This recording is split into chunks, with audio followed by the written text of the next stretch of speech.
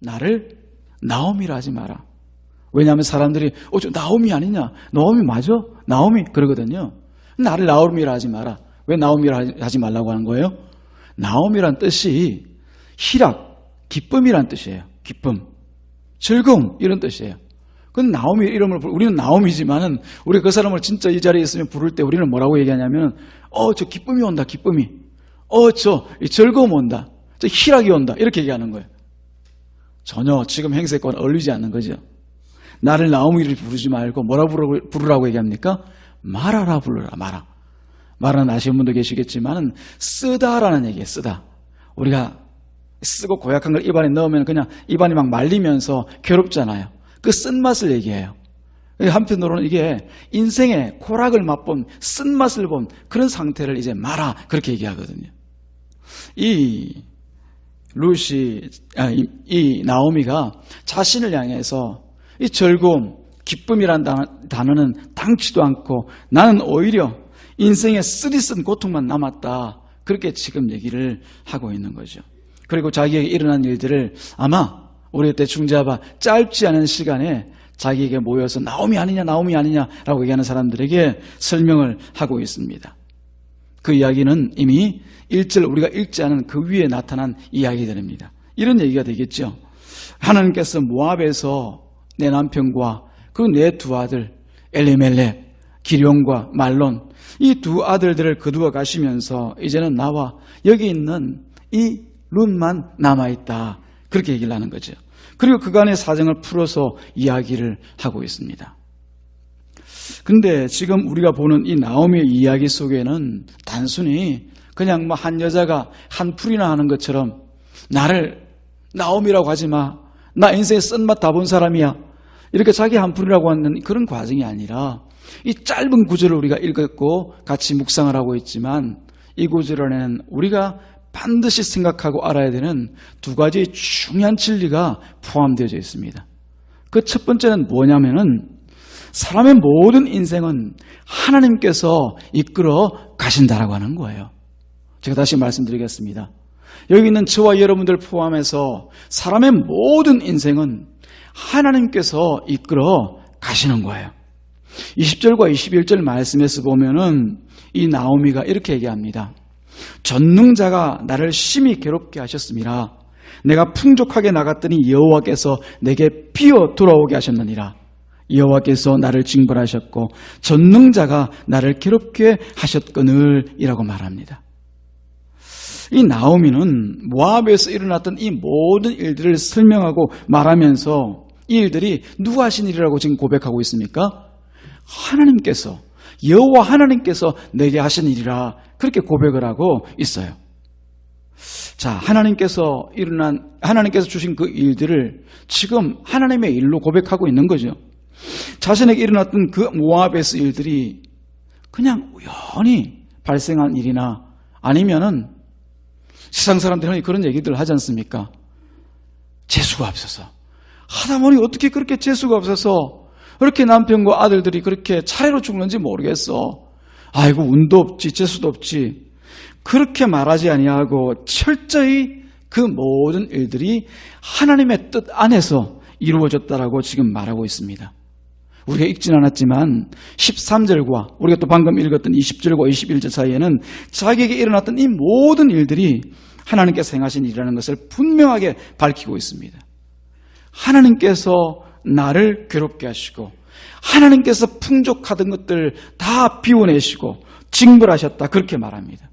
다시 말씀드리면 내 남편이 죽고 또 내 생때 같은 두 아들이 죽는 이 모든 일들이 우연히 일어난 것이 아니라 위에 계신 하나님께서 하셨다라고 고백하고 있는 거죠. 한마디로 하나님께서 다 하셨다. 하나님께서 다 하셨다. 지금 그렇게 말하고 있는 거예요. 저는 사실 이 나오미의 처음 신앙이 어땠는지 전혀 알 길이 없습니다. 성경에 나타난 이 이야기만 가지고는 이 나오미가 신앙이 있는 사람인지 없는 사람인지 저는 전혀 가늠할 길이 없어요. 자기 남편을 따라서 억지로 모압에 갔는지, 여보 안 돼. 우리가 하나님의 백성이 어떻게 저 이방 땅에 가서 지금 살 길 힘들다고, 지금 흉년 들었다고, 지금 기근 들었다고 우리 있어야 될 곳을 떠나서 저 이방 땅을 갑니까? 못 가요. 가서는 안 돼요, 여보. 그러면서 억지로 남편 말을 거역하기가 힘들어서 자기 자식들 들쳐매고 모압 땅으로 간 것인지 믿음이 있어서 말이죠. 아니면 앞장서서 아이고 여기 있다가 우리 다 죽겠어요, 여보. 우리 빨리 그래도 먹고는 살아야지.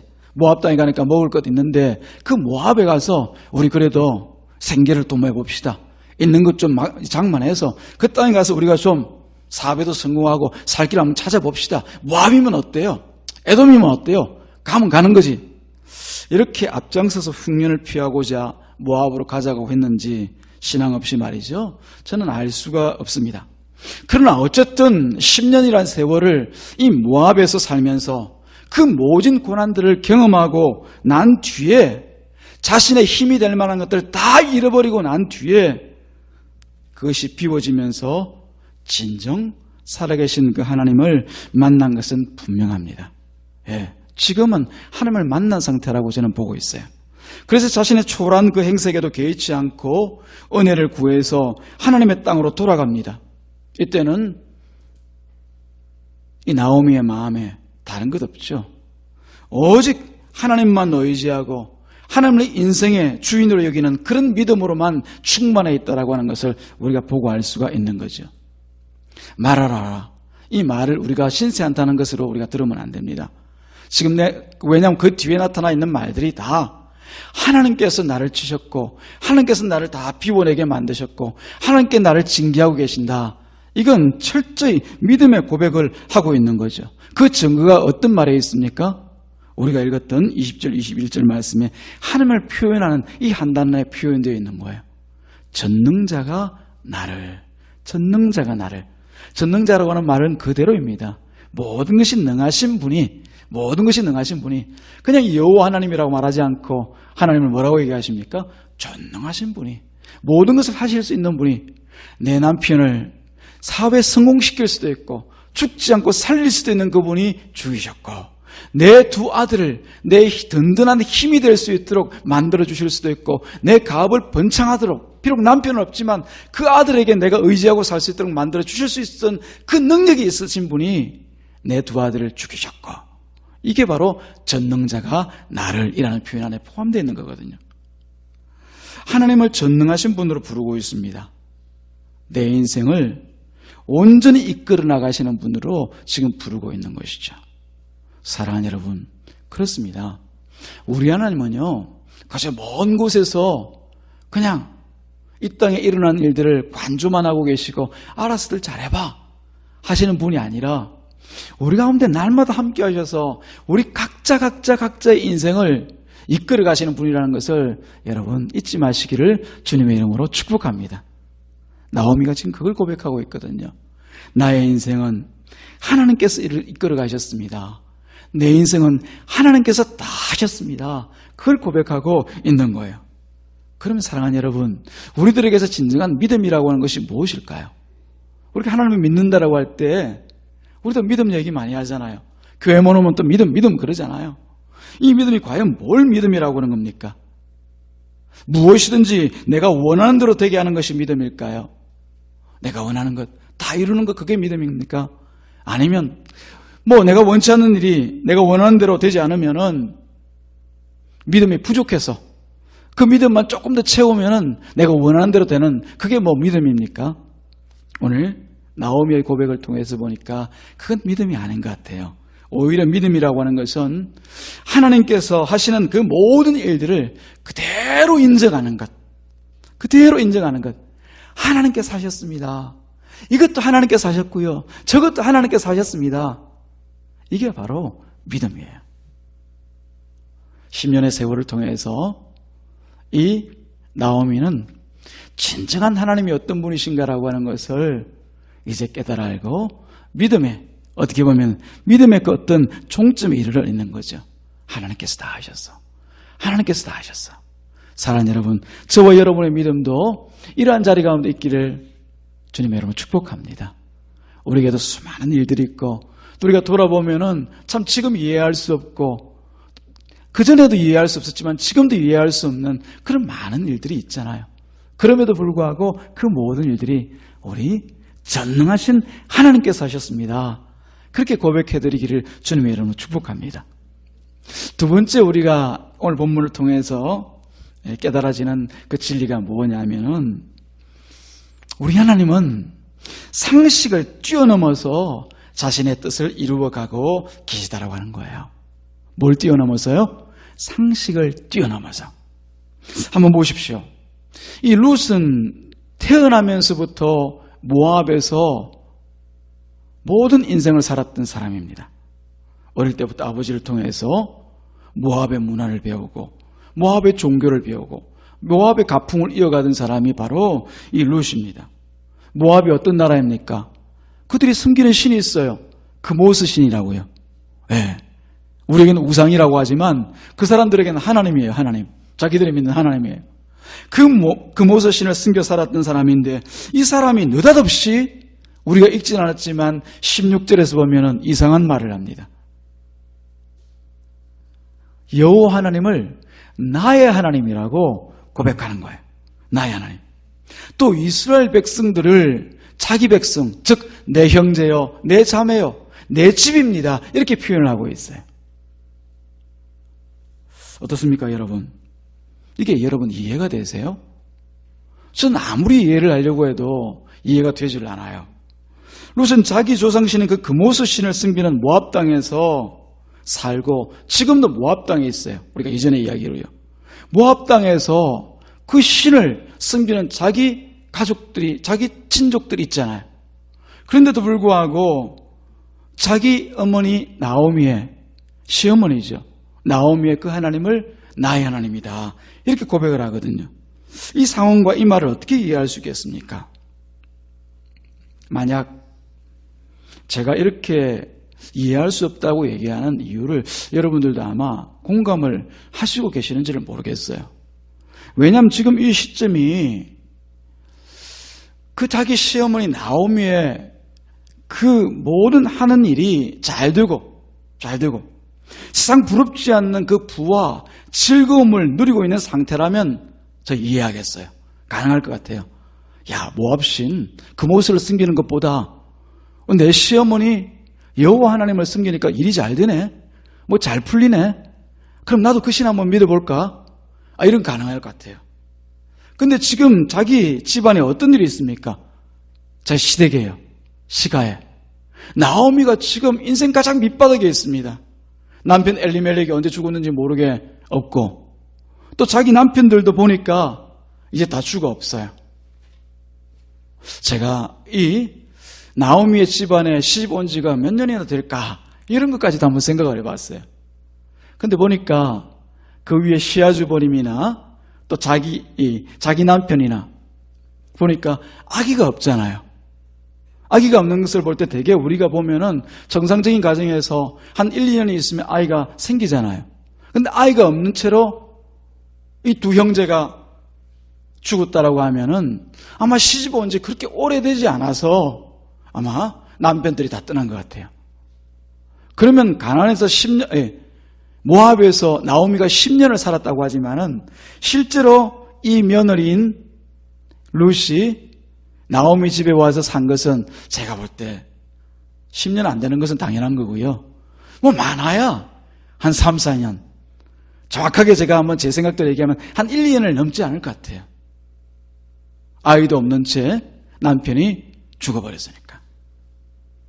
그렇다고 하면 과연 그 신앙과 그 믿음을, 이 여호와 하나님을 어떻게 나의 하나님으로 고백할 수가 있겠느냐라고 하는 거예요. 제가 이해되지 않는 부분을 여러분들 같이 이해하겠습니까? 예, 고개 한번 끄덕끄덕 하시고요. 예, 이해를 하셨군요.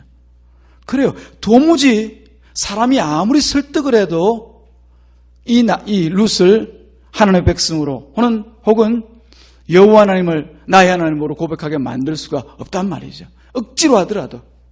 지금 다 몰락해서 파산 상태에 있는 이 집안에 들어와서 나를 망하게 하신 분이 하나님이다 라고 고백하는 이 나오미를 바라보면서 그 하나님이 또한 내 하나님이다, 그렇게 고백하는 건 불가능한 일이죠. 근데 그 일을 하거든요. 어머니의 하나님이 내 하나님이고 어머니의 백성이 저의 백성입니다. 저의 친족이고 친족이고 저의 나라이고 저의 집입니다. 이렇게 고백하거든요. 이것을 들을 때, 이런 고백을 들을 때 아마 나오미가 깜짝 놀랐을 거예요. 아, 하나님께서 하시는구나. 진정 하나님은 살아계신 분이시구나. 내 하나님이 죽은 분이 아니라 내 하나님은 살아계신 분이시구나. 하나님께서 다 하시는구나. 이 모압 여자, 이 룻을 하나님께서 긍휼히 여겨 주셔서 생명의 길로 인도하시기 위해서 이 여자에게, 내 며느리지만 이 여인에게 하나님께서 믿음을 주셔서 생명의 길로 가게 만드시는구나. 하나님이 살아계시구나. 그것을 깨달아 아는 것이죠. 그래서 마침내 2장 이후를 보게 되어지면은 이 룻이 자기 연명하기 위해서 남의 집 보리를 추수하는 데 가서 일을 합니다. 그런데 그 지역의 유력한 사람인 보아스, 그 지역에서 우리가 흔히 유지라고 그러죠. 유지. 돈도 많고 돈도 좀 있고 또 그 지역에서 이름 꽤나 있는 이 보아스라고 하는 사람의 집에 가서 그 보리를 추수하는데 그것도 나오미가 보내죠. 그 밭에 가거라. 가서 일하는데 이 보아스가 룻을 귀하게 여기고 또 선대합니다. 마침내 이 룻 기회의 마지막 기록인 4장에서 보면은 왜 하나님께서 이 룻을 하나님의 백성 삼으시고 또한 그 베들레헴으로 보냈는지에 대해서 분명하게 밝혀놓고 있습니다. 우리가 시간 얼마 되지 않았으니까 룻기 4장으로 잠깐 한번 넘겨보기를 바라요. 4장에 가서 보면은 이런 족보가 기록되어져 있습니다.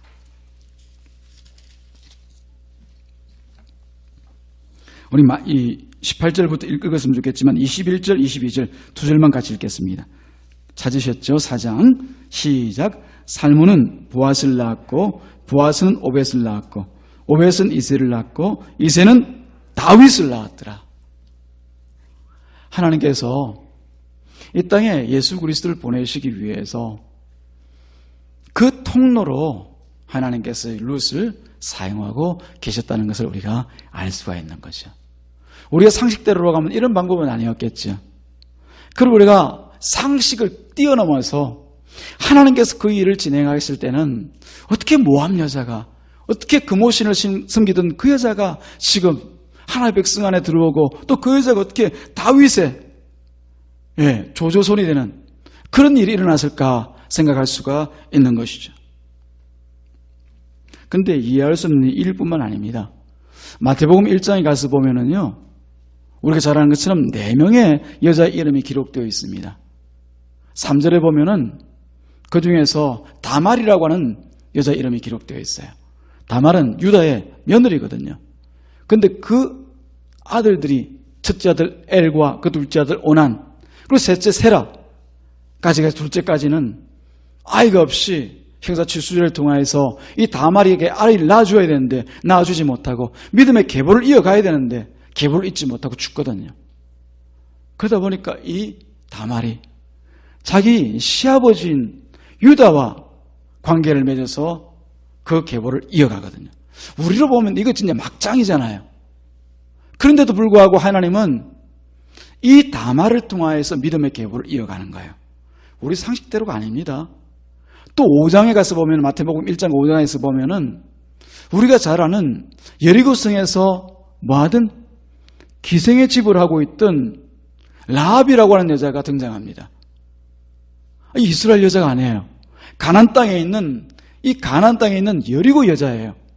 여리고 여자인 이 라합을 통해서 또 믿음의 계보가 이어져 가고 있어요.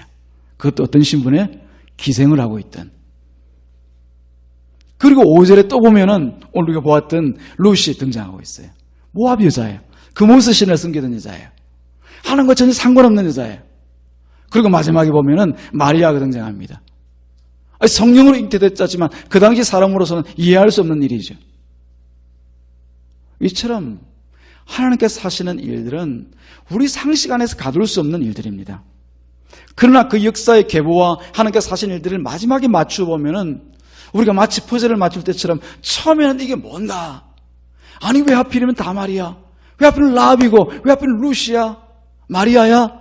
이럴지 모르지만은 그럼이 완성될 때 보면은 완벽한 예수 그리스도께서 이 땅에 오실 그 길을 열고 계셨다는 것을 알 수가 있는 거죠. 아무도 상상하지 못하는 것이죠. 우리 상식을 뛰어넘어서 하나님의 일들을 이 세상에 이루어 나가고 계신 것이죠. 그래서 이사야라고 하는 선지자는 하나님의 말씀을 듣고 이렇게 이스라엘 백성들에게 하나님이 어떤 분인가를 증거하고 있습니다. 이사야서 55장 8절부터 9절에 보면 이렇게 말합니다. 여호와의 말씀에 내 생각은 너희 생각과 다르며 내 길은 너희의 길과 달라서 하늘이 땅보다 높은 것 같이 내 길은 너희 길보다 높으며 내 생각은 너희 생각보다 높으니라. 하나님의 생각과 하나님의 그 길들은 우리와 다르고 높다고 얘기하고 있어요. 이 말씀을 보면 하나님께서는 하나님 나름대로 그 정하시는 길이 있고 또 생각이 있으시다는 것을 알 수가 있어요. 우리가 흔히 착각하는 것처럼 우리가 생각하고 우리가 결정하고 우리가 소원을 가지면은 하나님께서 그 뒤를 따라오시면서 네 소원이 뭐냐? 네 생각이 뭐냐? 내가 그거 이루어줄게, 도와줄게 하시는 그런 하나님이 아니라는 거예요. 하나님께서 먼저 우리와 다른 생각을 가지시고 우리와는 전혀 상관없는 그 높은 생각과 길들을 가지시고는 자기의 뜻을 이루어 가시는데 누구를 사용하시는 거예요? 자기 백성들을 사용해 가시는 거예요. 나오미와 같이 또 룻과 같이 하나님을 향하여 믿음을 고백하는 자들과 상식을 뛰어넘어서 하나님의 손 가운데 붙들린 자들을 통하여서 하나님의 그 일 하나하나를 이루어 가시는 겁니다. 그렇다면 우리가 소위 믿음을 가지고 신앙생활을 한다고 하면 우리의 삶의 방향과 삶의 길들이 어떻게 최소한 놓여져 가야 될까요? 다른 게 아니죠. 내 생각과 내 뜻을 내려놓는 겁니다. 그리고는 누구의 뜻을 따라가야 됩니까? 하나님의 뜻과 하나님의 생각을 쫓아가야 되는 것이죠. 다시 말씀드립니다. 하나님은 우리가 소원을 정해놓고 우리가 생각과 길을 정해놓고 가자 그러면 뒤에 따라오시면서 수습하시는 분이 아닙니다. 자기 생각과 자기 뜻을 정해놓고 우리를 끌고 가시는 거죠. 그래서 끌려오지 않으면 어떻게 하셔요? 때리는 거죠. 나오미 보지 않습니까? 가지 말아야 될 그 모압 땅으로 가니까 하나님께서 그 땅에서 얼마나 큰 소원과 간절한 소망을 가지고 모압 땅으로 건너갔겠어요. 집안 다 정리하고 이사 간다라고 하는 거 쉽지 않습니다.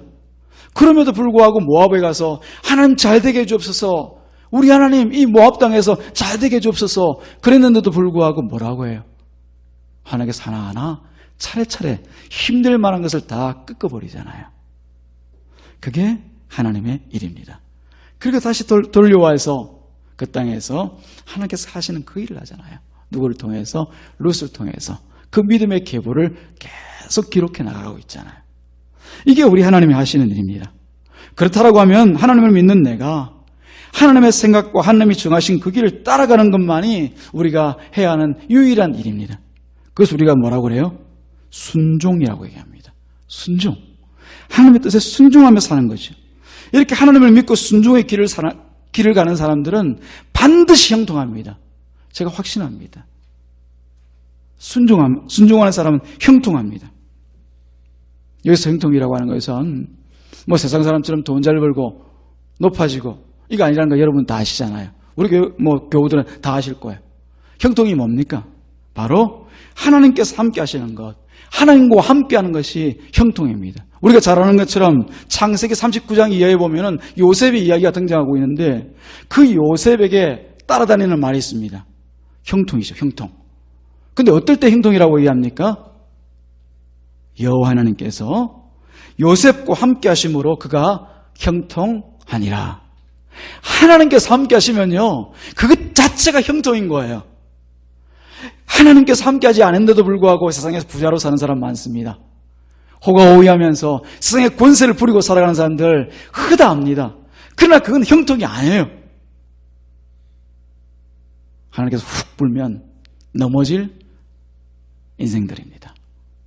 그러나 우리가 비록 돈은 없어도, 좀 부족해도, 우리가 좀 힘은 약해도, 남들이 볼 때 볼품은 없어도 하나님께 순종하며 하나님과 함께 살아가기를 소원하는, 하나님과 함께하는 자라고 하면은 형통한 자인 것을 믿으시기를 주님 여러분 축복합니다. 근데 여러분 잘 아셔야 될 것은 형통은 순종을 통하여서만 깃든다고 하는 것을 기억하시기 바랍니다. 순종하지 않는 자에게는 하나님께서 함께 하실 수가 없습니다. 물론 함께 하시지만은 하나님의 뜻을 이루어갈 수가 없어요. 저는 우리 교회가 형통한 교회가 되기를 주님의 이름으로 축복합니다. 여기 있는 저와 여러분들이 각자의 가정과 또 섬기라고 보내신 그 모든 세상의 곳곳에서 하나님과 함께함으로 내 뜻, 내 소망을 위해서 살아가는 것이 아니라 하나님의 높고 위대한 그 길과 뜻을 이루시기 위해서 살아가는 동안 하나님께서 함께하시고 순종함으로 형통한 삶을 사시기를 주님의 이름으로 축복합니다. 우리가 룻기를 통하여서 중요한 두 가지를 깨달았습니다. 여기 있는 저와 여러분 하나님으로 부름받은 하나님의 백성입니다. 그렇다라고 하면 우리 모두의 인생을 이끌어 가시는 분은 하나님이십니다. 하나님께서 다 하십니다. 하나님께 맡기십시오. 지금 내가 이해할 수 없고 또 우리 주변에 일어나는 이 일들을 우리가 무슨 수로 이해를 합니까? 각자 자기 속에는 옳은 대로 이러니 저러니 얘기를 하지만은 우리가 무슨 수로 이해를 합니까? 그러나 하나님의 뜻이 계셔서 마침내 이루실 하나님의 일들이 이미 우리 가운데 펼쳐져 있음을 기억하시길 바랍니다. 직장이 힘드시죠? 사업하시는 분들 많이 힘드시죠? 그러나 이 고난과 고통, 지금은 어려움이고 고통이고 이해할 수 없는 일이라 할지라도 마침내 하나님께서 우리를 통하여서 이루실 그 일들이 마치 톱니바퀴처럼 하나하나 순수와 때를 따라서 이루어져 가고 있음을 여러분 믿으시기를 바랍니다. 소망을 잃지 마시고 끝까지 이 믿음의 때에 믿음을 붙들고 순종하면서 사시기를 바랍니다. 두 번째는 하나님은 우리의 상식을 뛰어넘는 분이라는 것을 여러분 어디서든지 잊지 마시기 바랍니다. 내 생각으로 판단하지 마십시오. 하나님은 언제든지 우리 상식을 뛰어넘어서 내가 생각하는 그 이상을 뛰어넘어서 자기의 일들을 끊이지 않고 계속해서 행하실 것입니다. 지금도 그 일이 우리 가운데 신합으로 항상 일어나고 있음을 믿는 가운데 평안하시고 감사와 기쁨으로 주님 앞에 드리며 살아가는 우리 교회와 저와 여러분 되기를 주님 이름으로 축복합니다.